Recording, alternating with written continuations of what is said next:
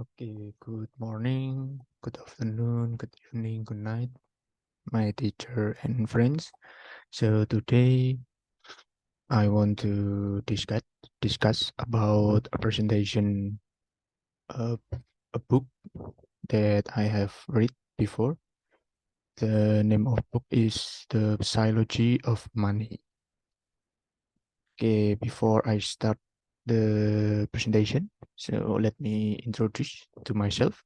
So my name is Raditya Dewiratama. I'm from Information System Study Program in Stikimala. So let's get started.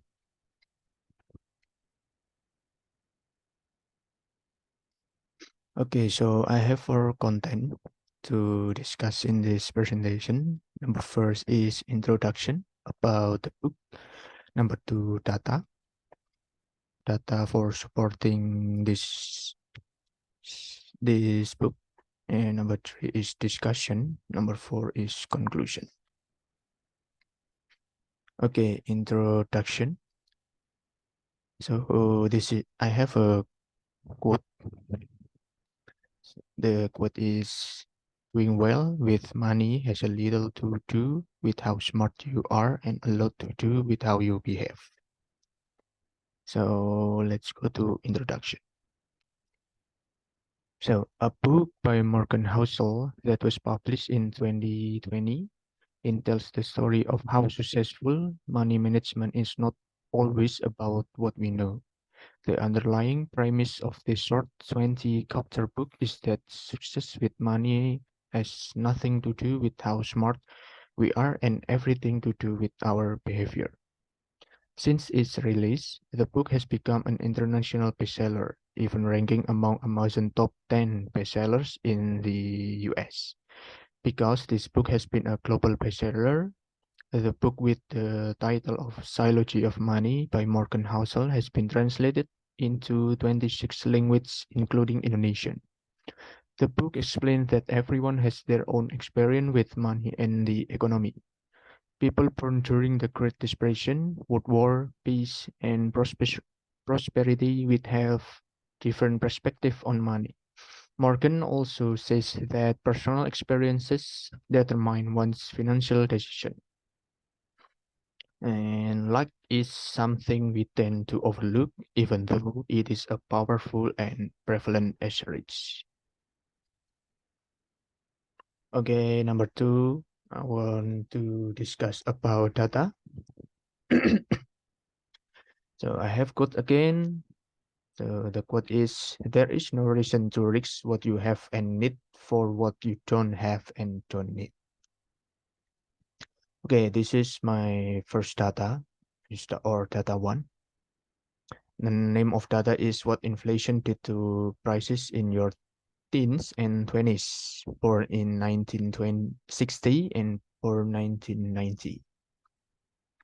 Or inflation, if you were born in 1960s America, inflation during your teens and 20s, your young, impressionable years when you're developing a base of knowledge about how the economy works send price up more than their fault.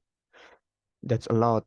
You remember gasoline and getting paychecks that staged noticeable less far than the ones before them. But if you were born in 1990, inflation has been so low for your whole life that it's probably never crossed your mind. So this is the graphic for your for each 13 until 26. So the point is, Americans nationwide unemployment in November 2009 was around 10%. But the unemployment rate for African American males aged 16 to 19 without a high school diploma was 49%.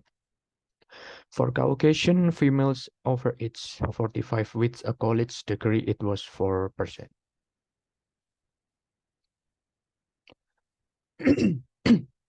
So is data second data. The name of data is labor force participation rate for men aged 65 plus. So before World War II, most Americans work until they die. That was the expectation and the reality. The labor force participation rate of men aged 65 and over was above 50% until the 1940s.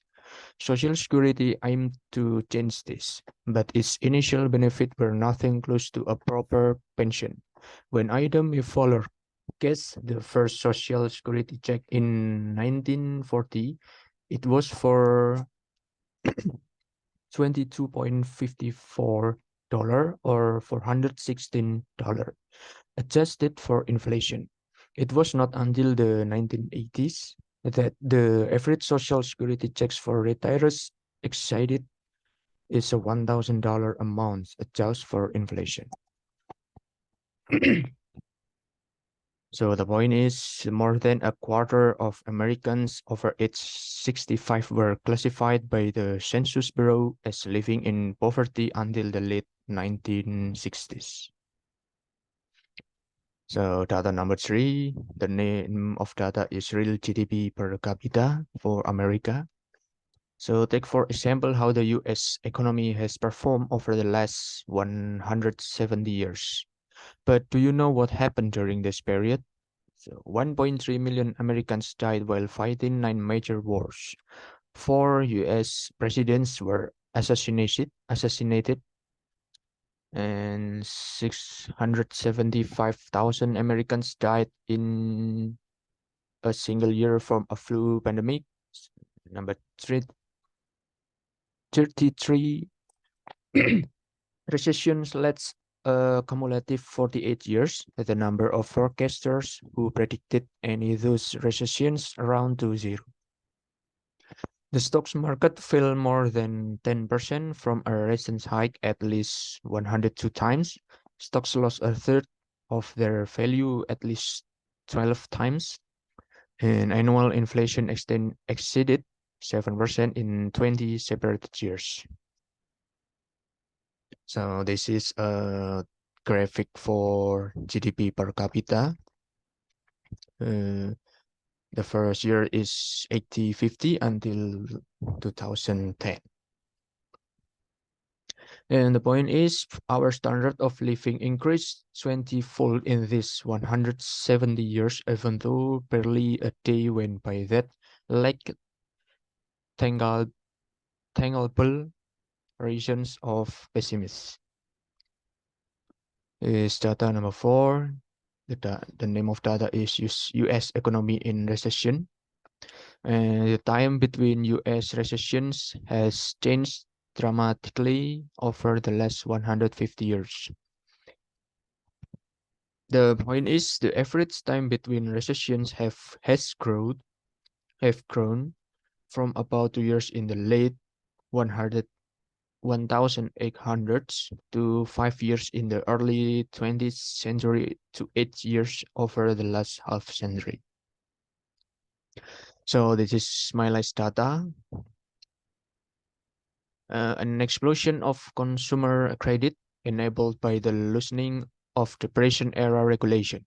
The first credit card was introduced in 1950. Store credit, installment credit, personal loans, payday loans, everything took off.